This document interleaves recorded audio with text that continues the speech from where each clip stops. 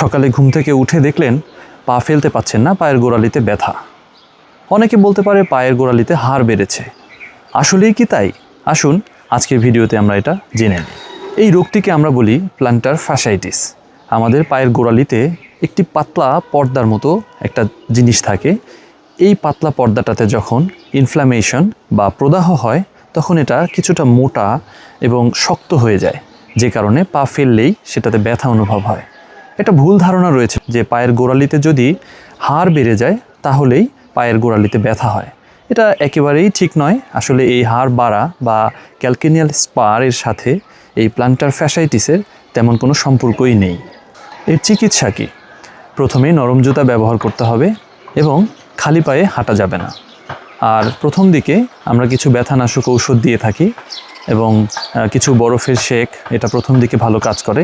কিন্তু পরবর্তীতে প্রধান যে চিকিৎসা সেটা হচ্ছে কিছু স্ট্রেচিং এক্সারসাইজ, যেই এক্সারসাইজের মাধ্যমে আমরা প্ল্যান্টার ফাসাটাকে একটু নরম করতে পারি, যার ফলে পরবর্তীতে আর এটা ব্যথা হয় না।